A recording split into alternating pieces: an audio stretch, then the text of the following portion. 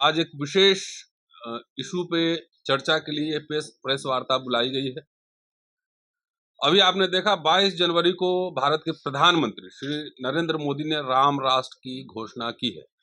राम राष्ट्र की घोषणा का मतलब है कि ये मनु राष्ट्र है, ये हिंदू राष्ट्र है और हिंदू राष्ट्र में दलितों की क्या स्थिति होगी, इतिहास का छात्र होने के नाते हम सब समझते हैं। लेकिन दलित पॉलिटिकल क्लास ने हमें निराश किया है, कोई प्रतिक्रिया नहीं आई है और बाबा साहब ने बहुत मुश्किल से जो अधिकार दिलवाए थे दलित समाज को, वो धीरे धीरे वो अधिकार समाप्त होते जा रहे हैं। लेकिन political class they have miserably failed in addressing the Dalit issues, Dalit particularly SC and ST. तो हमारे कई साथी हैं, हमारे साथ चंद्रभान प्रसाद जी हैं, दलित आइडियोलॉग हैं, डॉक्टर सूरज मंडल हैं, प्रोफेसर हैं सदानंद कॉलेज में, इतिहास पढ़ाते हैं और संविधान बचाओ संघर्ष समिति से जुड़े हुए हैं। हम लोगों ने एक दलित इमेंसिपेशन फ्रंट तैयार किया है और चूंकि 2024 में लोकसभा चुनाव होना है तो इसमें 7 मुद्दे हम लोगों ने पर्टिकुलरली, दलितों की वजह से हजारों समस्याएं हैं लेकिन हजारों समस्या एक साथ एड्रेस करेंगे, इसका मतलब कि फोकस्ड एजेंडा नहीं जा रहा है। 7 इश्यूज हम लोगों ने हाईलाइट किए हैं और ये इंडिया अलायंस के जितने प्रेसिडेंट हैं, जितने पार्टी के चीफ हैं, उन सबको भेजा जाएगा। पहले चूंकि इंडियन नेशनल कांग्रेस जो है वो नेशनल पार्टी है तो सबसे उनको एड्रेस है और सब पॉलिटिकल पार्टी के लीडर्स को ये मैनिफेस्टो दिया जाएगा और उनसे रिक्वेस्ट किया जाएगा कि अपने आने वाले चुनाव में अपने मैनिफेस्टो में डालें। 2 साथी और इस प्रेस वार्ता को एड्रेस करने वाले थे। प्रोफेसर सोना झरिया मीन जेएनयू में प्रोफेसर हैं और सिद्धू कानू यूनिवर्सिटी में वाइस चांसलर रही हैं, और राजेंद्र पाल गौतम साहब भी आने वाले थे और जो दिल्ली में पूर्व मंत्री हैं, अभी फिलहाल एमएलए हैं, लेकिन दोनों आज किसी खास कार्यक्रम में लखनऊ में। लेकिन उन्होंने अपना संदेश भेजा है हमें और संदेश में पहले आपको सुनवाता हूं, उसके बाद 7 पॉइंट हम आपको बताएंगे क्या है और चंद्रभान जी और सूरज जी से रिक्वेस्ट करेंगे कि आपको एड्रेस करें। चंद्रभान जी पूरा इकोनॉमिक पॉइंट ऑफ व्यू से पूरा डेटा तैयार करके लाए हैं, ये आपको बताएंगे। चंद्रभान जी, यस, अब आप आंकड़ों के साथ आए हैं और ये 7 पॉइंट, कई सवाल उठने की 7 पॉइंट ही क्यों? जी हाँ, थैंक यू डॉक्टर साहब। ये आपके समक्ष मैं कुछ 2-3 मिनट के भीतर यह अब तक आजादी के बाद से जी या बाबा साहब के बाद से दलितों को क्या मिला है और उसके बाद क्या हुआ है, इस पर 2-3 मिनट मैं लेना चाहूंगा। हमें बाबा साहब के संघर्ष के वजह से एजुकेशन में अधिकार मिला, स्कॉलरशिप, फीसिप, स्कॉलरशिप और रिजर्वेशन। इसी एजुकेशन और नौकरी से, सरकारी नौकरी से दलित समाज में बाकी सब बाई प्रोडक्ट निकले। मसलन जब दलित समाज पढ़ाई लिखाई किया, नौकरी में आया तो जय भीम कहना सीखा, नमो बुधाय कहना सीखा, घर में कार, बाइक, एसी वगैरह आई। दलित संगठनों को चंदा देने वाला एक दलित क्लास पैदा हुआ। जितने भी दलित संगठन हैं, जितने भी दलित पार्टियां हैं, वह दलित कर्मचारियों और ऑफिसर्स के चंदे पर बनी और उन्हीं के चंदों पर चलती है। और दूसरा अगर कोई कारक है दलित समाज में उत्थान का, तो जो गांवों में दलित हैं जिन्होंने शहरों की तरफ माइग्रेट करना शुरू किया। Millions and millions of Dalits within 2-3 decades have migrated to industrial towns और उनकी जिंदगी में सुधार आया है, उनको जिम्मेदारों से मुक्ति मिली है। अब फ्यूचर दलितों का क्या है? क्योंकि नौकरी, सरकारी नौकरी ही मेन ट्रिगर रहा है दलित चेतना में, दलित संगठनों के बनने में, दलित राजनीतिक पार्टियों के बनने में। तो फ्यूचर क्या है? मैंने थोड़ा बहुत रिसर्च किया है। Public sector enterprises central government के नियंत्रण में हैं, इसमें इस समय जिसमें 17 लाख हाईली पेड जॉब हैं, तो 17 लाख में अगर आप 17 लाख में 15% निकालें तो 17 में 15,000 का गुणा कर दीजिए तो देखिए 2.25 लाख। हाँ, और हर एक दलित नौकरी जो करता है उससे 5 से 10 दलित परिवार आगे बढ़ते हैं।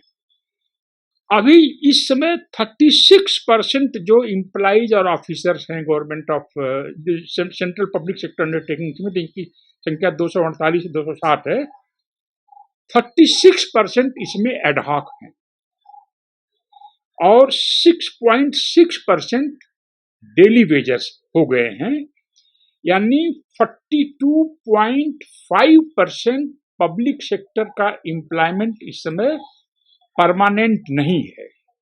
मेरा जो एस्टिमेट है, अगर तीसरी बार बीजेपी की सरकार आ जाती है तो 5 साल में ही ये 75% हो जाएगा एडहॉक एंड ठेके पे नौकरी। तो फिर दलित समाज का फ्यूचर आने वाले 2035 तक क्या होगा, जब नौकरियों की संख्या इतनी बड़े पैमाने पर समाप्त हो जाएगी और जो लोग अभी नौकरी में हैं उनकी पेंशन नहीं मिलेगी। दूसरा, दलितों का जो सबसे बड़ा एम्प्लॉयमेंट का सेक्टर है वो प्राइमरी स्कूल। टेलीग्राफ अखबार मई 9, 2022 की एक रिपोर्ट है जिसके अनुसार भारत में वर्ष 2019 और 20 के बीच 51,000 स्कूल सरकारी नियंत्रण के देश भर में बंद हो गए। हर साल ज्यादा हो गया, ब्लॉक पार कर दिया। हाँ, नहीं, अब तो हर साल ये हो रहा है 10,000 15,000। तो 2035 तक जो स्कूल की संख्या कितनी बढ़ जाएगी, मैं समझता हूं कि शायद 80% खत्म हो जाए। तो 80% जो घर घर दलित परिवारों में स्कूल में लोग टीचर बने हुए हैं, उन परिवारों के फ्यूचर जनरेशन का क्या होगा। तीसरा मैं दिखाना चाहूंगा रेलवे।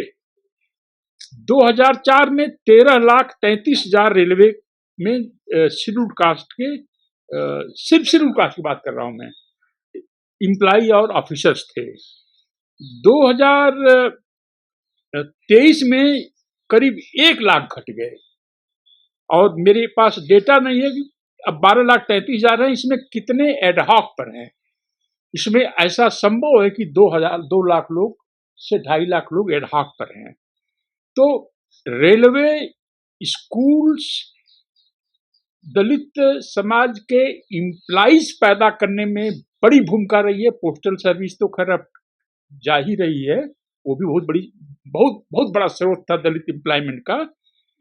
तो ये सब अगर घटता गया तो 2035 तक दलित समाज की स्थिति कैसी होगी, इस बात को सुन करके मुझे बहुत ही भय लगता है। और इसीलिए मैं कहता हूं कि 2035 तक दलित मिडिल क्लास स्वाहा हो जाएगा। अब सवाल है कि इसमें हम लोगों को क्यों आने की जरूरत पड़ी। बहुत ही सिंसियरली मैं ये सोचता हूं कि जो दलित पॉलिटिकल क्लास है उसने दलित समाज को बिट्रे कर दिया है।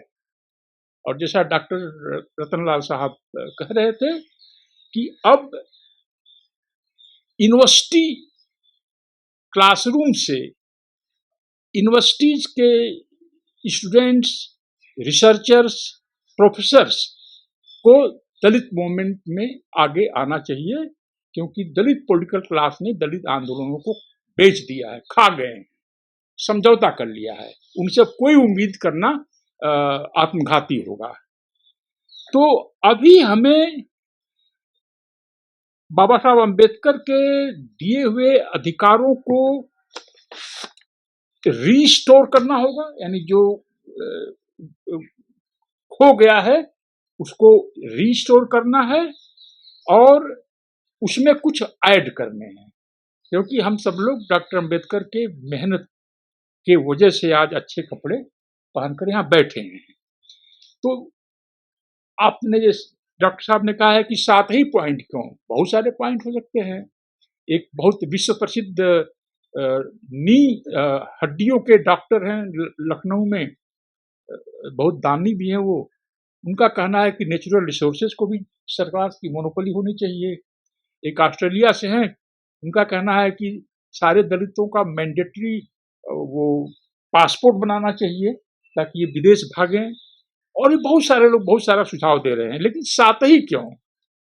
तो देखिए, अगर आप ठीक से अध्ययन करें, इतिहास के पन्नों पर जाएं, तो व्हील के आविष्कार यानी पहिए के आविष्कार से सभ्यता शुरू होती है, मानव सभ्यता। जब पहिया बन गया तो एक सभ्य युग में हम प्रवेश कर गए। जब स्टीम इंजन बना तो औद्योगिक क्रांति हो गई। जीवन के हर पहलू को स्टीम इंजन ने प्रभावित किया। और जब आइंस्टाइन का जो फार्मूला आया E = mc²2, तो पूरा विज्ञान बदल गया। और जब से इंटरनेट आया है, और खास तौर से उसके बाद जो इसमें आया है,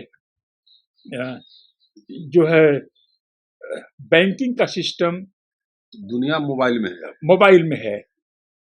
तो इससे यह बना था ओरिजिनली बात करने के लिए कि आप घर से बाहर हो तो ऐसा टूल हो कि आप घर के बाहर से भी बात कर सके, इसलिए मोबाइल फोन कहा गया इसको। पर इसने आपके जिंदगी के तमाम पहलुओं को छुआ। तो उसी तरह से ये 7 पॉइंट जो बनाए गए हैं, इससे हमारे जीवन के सारे पहलू प्रभावित होंगे। जिस तरह से एटॉमिक एक्सप्लोजन होता है, तो जिस तरह से इलेक्ट्रॉन्स एक्सपेंड करते हैं, उसी तरह से इन 7 प्रश्न जो हमारे हैं, ये हमारे हर जीवन के जैसे एजुकेशन और वोटिंग राइट। हाँ, वही चीज ने पूरी दुनिया बदल दिया, दलितों की दुनिया बदल। यस। अब सवाल है कि कोई यह कह सकता है कि 1000 दलित और 700 ट्राइबल बच्चों को विदेश में पीएचडी करने के लिए या बीए करने के लिए, बीएससी करने के लिए, एमएससी करने के लिए भेजा जाए, तो प्रसाद जी इतना पैसा क्या हमारे पास है? यह सवाल कई लोग खड़ा किए हैं। तो अगर 1700 दलितों को विदेश अगर पढ़ने के लिए भेजा जाए, तो एक स्टूडेंट पर 2 करोड़ होता है। और मैं नहीं समझता कि आईएएस अफसर भी 2 करोड़ रुपए देकर अपने बच्चों को विदेश पढ़ा सकते हैं। तो एक स्टूडेंट पर 2 करोड़ खर्च होगा 4 साल के ग्रेजुएशन की डिग्री पर। तो 1000 शेड्यूल कास्ट का, 700 ट्राइबल का, ये तो कम से कम है। एक मानक लिया गया है। हाँ, बढ़ भी सकता है। तो 1700 लोगों की पढ़ाई पर जो पैसा खर्च होगा, वह है 3400 करोड़। मान लिया कि एक सरकार 5 साल के लिए चुनी जाती है, तो 5 साल का क्या होगा गणित? तो 1700 अगर 5 साल तक ये दिया जाए तो 8500 स्टूडेंट्स विदेश पढ़ने जाएंगे। इस पर कुल खर्च आएगा 17,000 crore, 17,000 crore. Post matric scholarship की पूरी डिसिप्लिन समाप्त हो गई है।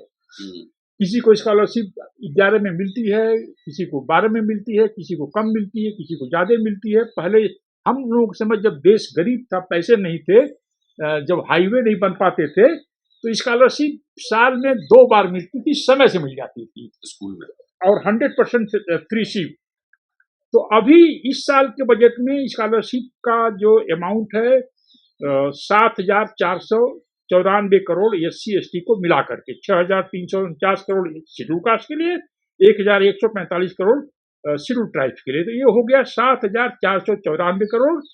हम ये कह रहे हैं कि हर दलित को विदाउट इनकम सीलिंग मांगे स्कॉलरशिप दी जाए, फ्री सीट दी जाए प्राइवेट सेक्टर और गवर्नमेंट में, तो कुल खर्चा आएगा 14,998 करोड़। 779 जिले हैं, 797 97 हाँ, करीब 800 जिले कर सकते हैं।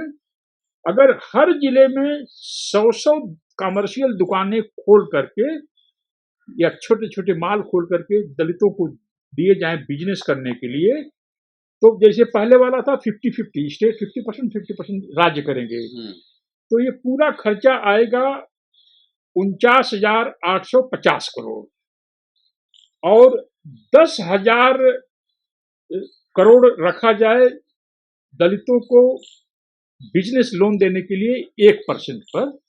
अभी हमने जो आपका रुचि गुप्ता का मेल भेजा है, सरकार 100 करोड़ तक का लोन देने जा रही है प्राइवेट टेक्नो सेक्टर को, जो इंटरेस्ट फ्री है। तो बड़े लोग जो हैं, जो इंडस्ट्री वाले हैं, उनको 0% पर अगर लोन मिल सकता है तो शेड्यूल कास्ट को क्यों नहीं, जिनको हजारों सालों से रुपया छूने पर अपराध माना जाता था ना।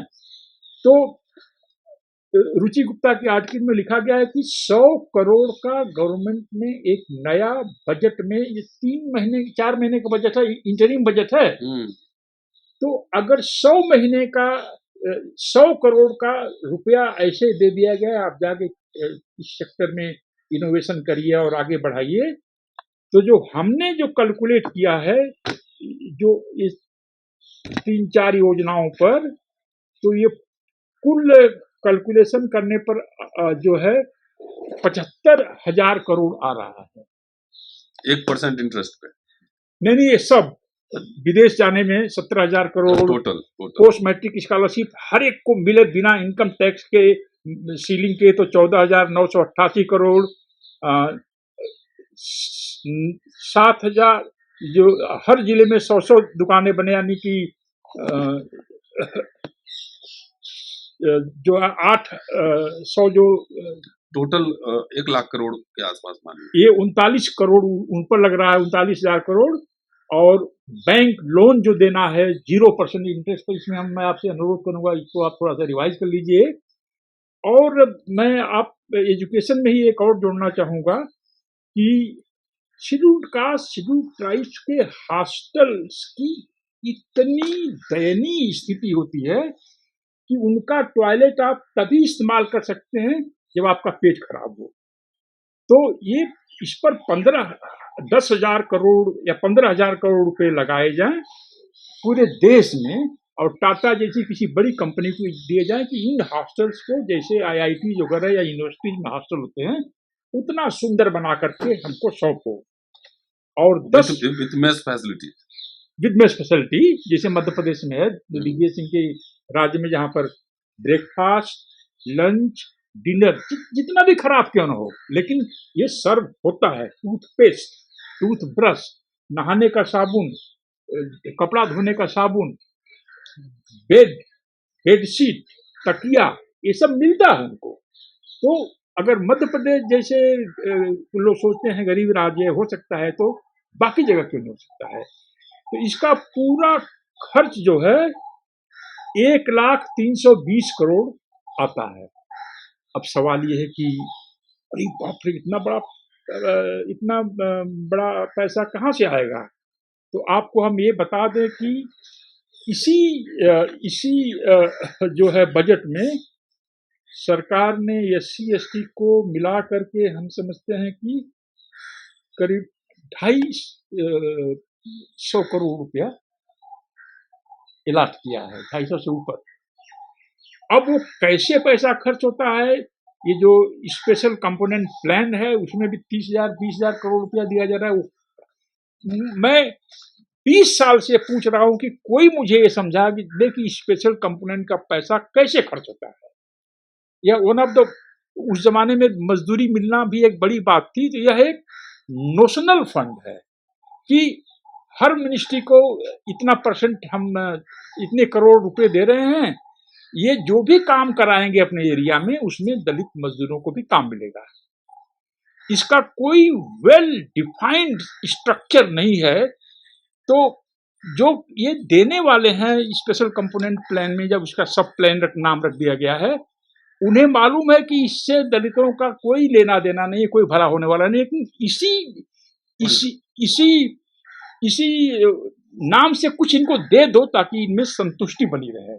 बहुत सारे लोग कहते हैं हमारे समाज में कि कई बार यूनिवर्सिटी आपको छोड़ करके 5 दलित कैंडिडेट हैं, जो सबसे ब्राइट होगा उसको सिलेक्ट नहीं करते हैं, जो थोड़ा सा धुला मुला कुछ धुलमुल टाइप का है उसी को ले लेते हैं।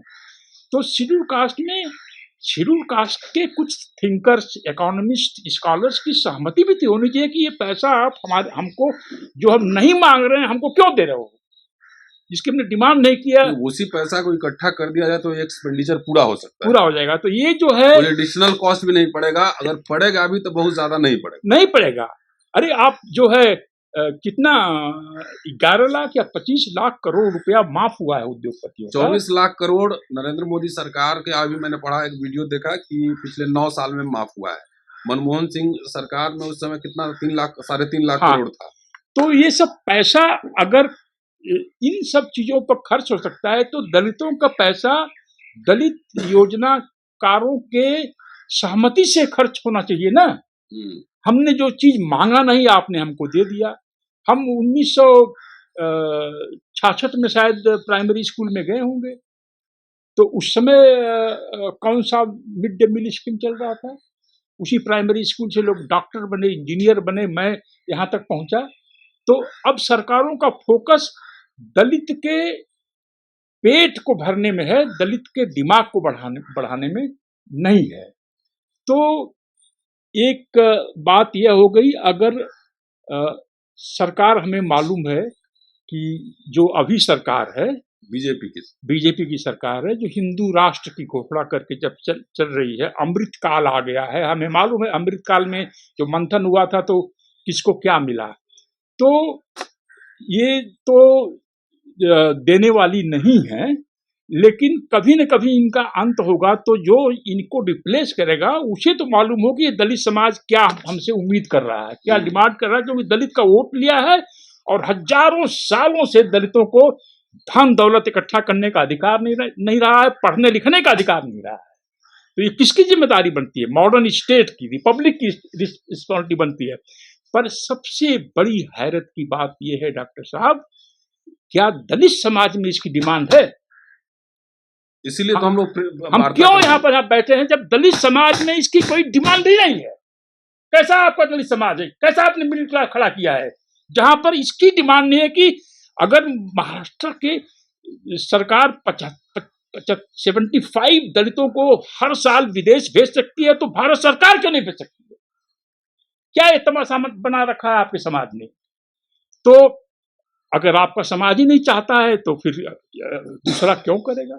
कांग्रेस को लोग बोलते हैं ओपनली हमसे, हम प्राइवेट में, अगर इस समाज ने बाबू जगजीवन राम को गद्दार और क्या क्या गालियां दिया, नेहरू को बोला ये मनुवादी है, इंदिरा गांधी जी इन्होंने बैंकों का राष्ट्रीयकरण किया तो कांग्रेस पार्टी ने ही उसको बर्खास्त कर दिया। तो बाबूजी साथ आए तो उन्होंने अपनी मेजोरिटी सिद्ध किया और प्राइम मिनिस्टर बनी रही।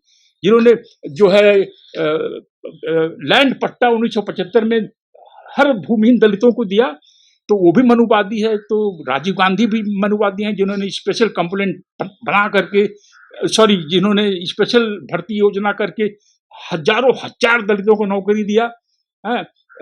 नरसिम्हा राव तो चलो ब्राह्मण हैं तो मनुवादी होंगे ही, ये सरदार जी भी मनुवादी, मनमोहन सिंह साहब, जिन्होंने 2000 नौकरियां फेलोशिप हर साल ग्रांट किया। चलिए, तो बेसिक बात यह है कि जो इंफ्रास्ट्रक्चर और दलित उत्थान के काम पिछले 40-50 वर्षों में हुए, बीजेपी एनडीए सरकार उसको नेस्तनाबूद कर रही है। बिल्कुल, इसलिए ये पूरा मेमोरेंडम ये जाएगा इंडिया अलायंस ग्रुप को, और हम लोग मिलेंगे भी। और फिर एक बार रिपीट कर रहा हूं कि जितने साथी सुन रहे हैं, अपने अपने बैनर पे, अपने अपने पैड पर, ये कोई हमारा कॉपीराइट नहीं है, पूरे समाज का मसला है। चंद्रभान जी की शिकायत जायज है कि इतने सारे लाखों संगठन है कि लाखों संगठन की तरफ से कोई मेमोरेंडम नहीं जाता है ना, कोई डिमांड पत्र नहीं जाता है, कोई घोषणा पत्र नहीं जाता है। तो आपसे गुजारिश है कि जितने लोग इसको देखेंगे 50-100 रुपया खर्च करके रजिस्टर्ड पोस्ट सारे पार्टी के, इंडिया अलायंस के सारे पार्टी के अध्यक्षों को, और जो इनसे सहमति रखते हैं उनको आप जरूर भेजिए, तभी जाके ये ताकत बल मिलेगा। अगर नहीं आप इसमें अगर एक्टिव हुए तो आने वाले समय में अगर ये सरकार रिपीट की तो जितना कोट टाई है वो सब उतर जाए। संक्षेप में जो 7 पॉइंट्स हैं, 7 सूत्री जो हमारा एजेंडा है दलित इमेंसिपेशन फ्रंट का, उसको मैं रखता हूं। उसके बाद हमारे 2 साथी हैं, उनसे हम लोग इस पे चर्चा करेंगे। बाबा साहब ने सबसे पहला जो इम्पोर्टेंट एजेंडा डाला था वो था एजुकेट। तो बाबा साहब को फॉलो करते हुए पहला एजेंडा है कि दुनिया के टॉप यूनिवर्सिटी में जो भी SC ST बच्चे दुनिया के टॉप 100 यूनिवर्सिटीज में जो क्वालिफाई करते हैं, उसमें से 1000 शेड्यूल कास्ट और कम से कम 700 जो है शेड्यूल ट्राइब बच्चों को फुल फ्रीशिप, फुल स्कॉलरशिप दिया जाए। दूसरा कि जितने दलित बस्तियां हैं उसमें ऑनलाइन इंग्लिश मीडियम एजुकेशन की व्यवस्था हो, और ये एक्सपेरिमेंट इग्नू के माध्यम से पहले हो चुका है, जहां तक मुझे याद आ रहा है कि टेलीविजन के थ्रू पढ़ाने का स्कीम था। तो ऑनलाइन इंग्लिश मीडियम किया जाए, बहुत ही महंगा भी नहीं है, और चूंकि ऑलरेडी लॉकडाउन के दरमियान हम लोगों ने एक्सपेरिमेंट कर लिया है, देख लिया है, ये पढ़ाना आसान है। तीसरा है जितने शहर हैं उसमें 100 दुकानें दलित को, और जहां ट्राइबल पॉपुलेशन है वहां पे सरकार बनवा के इनको 100 शॉप्स उनको दें। चौथा, सप्लाई में जो है सप्लाई डाइवर्सिटी का सिद्धांत लागू हो, और SC ST को जितने भी गवर्नमेंट डिपार्टमेंट्स हैं इंक्लूडिंग लार्ज प्राइवेट कॉर्पोरेशंस, उसमें जो है डाइवर्सिटी का फॉर्मूला हो और उसमें 30% खरीदारी SC ST से हो। 5, दलित इंटरप्रेन्योरशिप को डेवलप करने के लिए वैसे व्यवसायियों को जो ऑलरेडी सक्सेसफुल हैं उनको 1% के इंटरेस्ट पे लोन दिया जाए, क्योंकि एक्सपेरिमेंट इसलिए हुआ कि पहले लोन जो मिलता है लोग एक्सपर्ट नहीं होते हैं और फेल हो जाते हैं, बिजनेस फेल हो जाता है, पूरा भट्टा बैठ जाता है। इसलिए जो सक्सेसफुल इंटरप्रेन्योर्स हैं, व्यवसायी हैं, उनको 1% पे लोन दिया जाए। इसके अलावा बहुत दलित का जो पूरा इमेज का कंस्ट्रक्शन हुआ है ग्लोबली, और खास तौर से NGO और जो फंड लोग लेते हैं उनके माध्यम से, कि लगता है कि दलित एकदम निरीह प्राणी है, उसको खाने के लिए नहीं, पहनने के लिए चप्पल नहीं है, उसके पास कपड़े नहीं है, इस तरह का पूरा एक इमेज का कंस्ट्रक्शन हुआ है। इसलिए जहां जहां भी जो एम्बेसीज हैं दुनिया के बड़े शहरों में एक शोरूम खोला जाए, जिसमें कि SC ST का जो इंटरप्रेन्योर्स हैं या SC ST का जो मैन्युफैक्चरिंग है, जो काम करते हैं, उनकी उपलब्धियां हैं, उसको शोकेस किया जाए। और इसके अलावा 7th जो है ना, पब्लिक सेक्टर यूनिट को स्ट्रेंथन किया जाए, और कुछ जो बड़ी कंपनियां हैं उसको नेशनलाइज किया जाए, और इसके साथ साथ कुछ ऐसे मीडिया घराने हैं कि जो कि एक तरह से इंडियन रिपब्लिक पे हल्ला बोल रहे हैं, देश के सेकुलर फैब्रिक को चोट पहुंचा रहे हैं, संविधान को चोट पहुंचा रहे हैं, वैसे मीडिया घरानों को नेशनलाइज किया जाए, उसको जो है सरकार अपने नियंत्रण में ले। ये 7 पॉइंट है दोस्तों, और ये दलित इमेंसिपेशन फ्रंट ये इनिशिएट कर रहा है, लेकिन इस पे कोई कॉपीराइट नहीं है। जितने साथी सुन रहे होंगे, जितने साथी सुनेंगे, अपने अपने संगठन के बैनर पे ये 7 पॉइंट आप लिख के, और जितने इंडिया अलायंस के पार्टनर हैं उन सबको कम से कम 10-20 हजार चिट्ठी वहां पे रजिस्टर्ड पोस्ट, मेल तमाम ये पहुंचनी चाहिए, ताकि आने वाले चुनाव में ये एजेंडा बन सके। हम लोग एक कोशिश करें कि एक डेलीगेशन भी बनाएं, और जितने पार्टीज हैं उनके हेड से मिलें और उनसे अपना बातचीत करें, उनको एजेंडा दें, और इसलिए जरूरी है कि आपका सपोर्ट मिलना। जब तक आप डिमांड नहीं करें, क्योंकि दलित पॉलिटिकल क्लास जो है अभी अब सीट एडजस्टमेंट में लगा हुआ है, वो अपने घर, अपने परिवार को मंत्री बनाने में, टिकट दिलाने में लगा हुआ है, और सामाजिक एजेंडा जो दलित मुक्ति का जो प्रश्न है वो सब जो है ना अधर में चला गया, वो सब लटक गया है।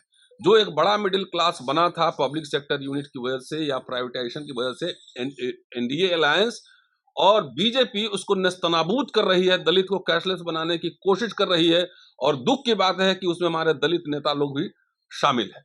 तो इसलिए मेरा फिर एक बार आग्रह है कि सब साथी जितने लोग सुन, अपने अपने संगठन पर रजिस्टर्ड पोस्ट सारे पॉलिटिकल पार्टी के जितने नेता हैं, इंडिया अलायंस के नेता हैं, उनको जरूर भेजें, और हम लोग जब भी डेलीगेशन मिलेगा हम लोग इसकी प्रेस ब्रीफिंग आपको करेंगे, आपको पहुंचाएंगे। ये लड़ाई व्यक्तिगत मुक्ति का नहीं है, सामूहिक मुक्ति का है। चुनाव जो लड़े, लेकिन अब मुझे लगता है कि इंटेलेक्चुअल्स को, रिसर्चर को, इंटेलेक्चुअल को लीडरशिप कमान संभालनी चाहिए। विश्वविद्यालय से लीडरशिप उभरने चाहिए जो इन मुद्दों को समझे, जो इस मुद्दों को हाईलाइट करें। अब मैं सूरज जी से रिक्वेस्ट करूंगा कि संक्षेप में जरा इस पे बोले। सूरज जी सदानंद कॉलेज में पढ़ाते हैं। जी सूरज जी। जय भीम। मैं सबसे पहले दलित इमेंसिपेशन फ्रंट को बधाई देता हूं, क्योंकि दलित एजेंडा पर उस केंद्र बिंदु को लाना जो शिक्षा से जुड़ा हुआ है, जो पूरे के पूरे समाज को एक ऊपर उठाने में, उनको जागरूक करने में, उनको बेहतर जिंदगी देने में एक महत्वपूर्ण एक एजेंडा तैयार करे, ये बड़ा काम इन्होंने किया है। मैं समझता हूँ इसमें ओबीसी के लोगों को भी इस पर सोचना चाहिए। दूसरी बात है कि जो इन्होंने पॉइंट्स गिनाए, चूंकि मैं मंडल कमीशन को पढ़ा हूँ, मैं जानता हूँ कि ये सारे पॉइंट्स इस ओबीसी के संदर्भ में मंडल कमीशन रिपोर्ट में शामिल है, लेकिन दुर्भाग्य से दलित एजेंडा पर ये लोग प्राइम फोकस पे नहीं थे। आज इस प्रेस कॉन्फ्रेंस के माध्यम से ये प्राइम फोकस पे आ रहा है। और सबसे महत्वपूर्ण बात है कि जो इन्होंने कहा कि इंडिया गठबंधन के नेताओं को इसका संज्ञान लेना चाहिए, बहुत ही महत्वपूर्ण क्षण है, क्योंकि जो जनता से जुड़े मुद्दे हैं, अगर उनको विपक्ष उठाएगी नहीं, उनकी बात सुनेगी नहीं, तो उनको अपने आप को आगे लाने में और इस बड़े राजनीतिक साजिश जो ईवीएम के माध्यम से पूरे देश पे छाया हुआ है भारतीय जनता पार्टी के रूप में, उनका मुकाबला करने में वो सक्षम नहीं रहे। अमर जरा दिखाइए क्या मैसेज है। जय जयपाल सिंह मुंडा, जय फूले। मैं सोना चरिया मंच आज आपके बीच प्रेस कॉन्फ्रेंस में अपनी व्यस्तता के कारण अनुपस्थित हो रही हूँ, इसका मुझे बहुत ही खेद है। परंतु साथ ही मैं धन्यवाद इस समय प्रकट करना चाहती हूँ। रतनलाल जी हमारे बहुत ही सक्रिय व्यक्ति रहे हैं, जो कि दलित, आदिवासी और बहुजन मुद्दों को सबके सामने लाने के लिए एक एकेडमिक डिस्कोर्स के तहत लाने की कोशिश करने में वो अपना अथक प्रयासरत हैं।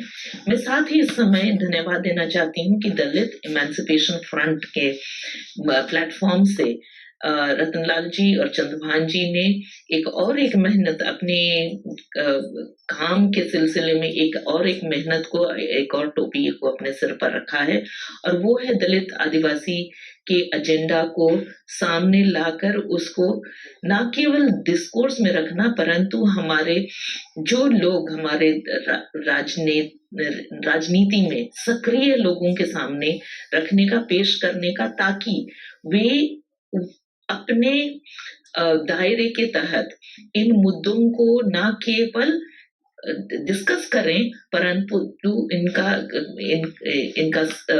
इनको सॉल्व कर सकें और इनको अपने एजेंडा में समन्वय करने सकें, ताकि जिस प्रकार के समग्र विकास की बात होती है ना, उसकी झलक हमें दिखाई देनी चाहिए। ये 7 मुद्दे जो हमारे सामने रखे गए हैं वो बहुत ज्वलंत हैं, और वो मुद्दे नहीं है परंतु एक टास्क की तरह है, और उनको अचीव करना बहुत जरूरी है।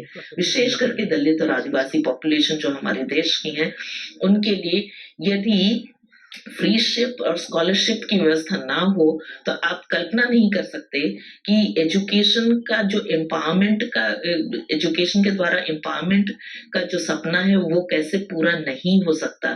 मैं इसकी चश्मदीद गवाह हूँ। झारखंड में मैं 3 साल वाइस चांसलर रह चुकी हूँ।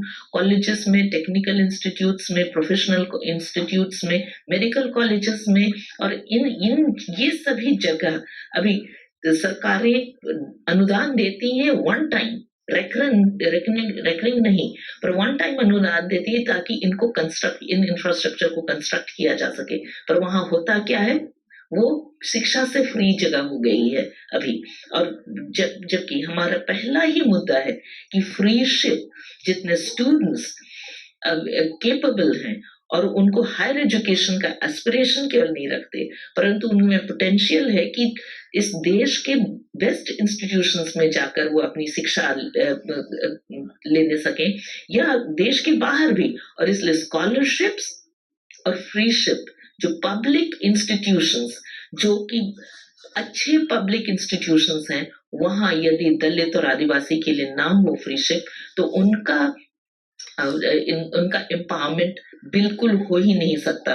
मुझे आशा है कि ये पहले मैंने तो केवल पहले मुद्दे पर बात किया, परंतु बाकी 6 इश्यूज भी और डिमांड्स भी जो एजेंडा है, मुद्दा नहीं है, ये एजेंडा है, इनको लेना और इन पर काम होना अगले कुछ सालों के अंतर्गत ना हो तो हमारे दलित और आदिवासी समुदाय जो वंचित और समाज में हाशिए के समाज बन गए, वो हाशिया दूर और दूर होता जा रहा है, मार्जिन को और पुश किया जा रहा है, और इस तरह से एक बहुत बड़ी आबादी हमारे देश की इस मार्जिन के बाहर चली जा रही है। मेरी आशा है कि जिन बातों को, जैसे कि दलित आदिवासी एक्सीलेंस को शोकेस करने के लिए हमारे इंडियन एम्बेसीज में काउंटर ओपन किया जाए, ऐसी बातें, ताकि हमारे देश के बाहर भी हमारे अचीवमेंट्स या अचीवर्स के बारे में पता चल सके, ताकि लोग इंटरेस्टेड रहने सके या वो प्रश्न भी, ज्वलंत प्रश्न भी पूछने सके हमारी सरकार से, जो हमारे देश को समानता की ओर ले जाते हैं। अदरवाइज तो हमारे देश में असमानता बढ़ती ही बढ़ती जा रही है, और केवल 6% की आमदनी के आधार पर, यदि 6% आबादी के आमदनी के आधार पर यदि ग्रोथ या इकोनॉमिक्स के सारे फॉर्मूले लगाए जाते हैं, तो उसी से पता चलता है कि 94% आबादी का क्या हश्र है। और इसलिए ये मुद्दे 94% में से केवल 16 और 8% आबादी के लिए रखे जा रहे हैं, और बाकी 94% के लिए नहीं। और मुझे आशा है कि आप लोग मीडिया कर्मी, हमारे साथी जो हमेशा हमारी बातों को और तक और जनमानस तक पहुंचाने में कामयाब रहे हैं, आपका सहयोग इस प्रेस कॉन्फ्रेंस के द्वारा आगे बढ़ेगा। बहुत बहुत शुक्रिया, धन्यवाद, जोहार और जय भीम। साथियों, सबसे पहले तो मैं माफी चाहूंगा कि आज की इस प्रेस कॉन्फ्रेंस में मैं शामिल नहीं हो पा रहा हूं, क्योंकि आज लखनऊ के अंदर इको गार्डन के अंदर ईवीएम के खिलाफ एक बहुत बड़ा हम लोगों ने प्रदर्शन रखा है, जिसमें ईवीएम हटाओ संयुक्त मोर्चा की तरफ से, उसके लिए लखनऊ आना हुआ। लेकिन जो चिट्ठी डॉक्टर रतनलाल जी ने लिखी है कांग्रेस अध्यक्ष मल्लिकार्जुन खड़गे जी को, उसमें जो 7 मुद्दे उठाए हैं, उन मुद्दों के साथ मेरी सहमति है, बहुत अच्छे मुद्दे हैं। इससे देश का दलित आदिवासी स्ट्रेंथन होगा, और विशेष रूप से दलित और आदिवासी पढ़ाई के क्षेत्र में भी आगे बढ़ेंगे, विदेशों में भी पढ़ पाएंगे, साथ ही साथ एंटरप्रेन्योर बन पाएंगे, अपने खुद के काम धंधे शुरू कर पाएंगे। लेकिन इसके साथ साथ 1-2 मुद्दे मैं जोड़ना चाहता हूं कि बच्चे किसी भी स्तर तक पढ़ना चाहें, अनुसूचित जाति जनजाति के लोगों के पास इतना पैसा नहीं है कि वो हायर एजुकेशन का खर्चा उठा पाए, क्योंकि इंजीनियरिंग की फीस लाखों रुपए में है, लॉ की फीस लाखों रुपए में है, मेडिकल की फीस लाखों रुपए में है, मैनेजमेंट पीआर वगैरह की जितने प्रोफेशनल कोर्सेज है उसकी फीस लाखों रुपए में है। तो ये जो दलित आदिवासी बच्चे हैं, वो उनके पेरेंट्स वो लाखों रुपए का खर्चा उठाने में सक्षम नहीं है। इसलिए मैं इस प्रेस कॉन्फ्रेंस के माध्यम से मैं मांग करता हूं कि जितनी भी इंडिया गठबंधन की पार्टियां हैं, कांग्रेस सहित, वो अपने घोषणा पत्र में इन सारे 7 मुद्दे जो डॉक्टर रतनलाल जी ने प्रेस कॉन्फ्रेंस में रखे हैं, उनको तो शामिल करे ही करे। साथ ही साथ किसी भी स्तर तक दलित आदिवासी बच्चे पढ़ना चाहें तो उनका पूरा खर्चा सरकार को उठाना चाहिए, और पूरे इलाज का खर्चा सरकार को उठाना चाहिए। और मैं आप सबको शुभकामनाएं देता हूं।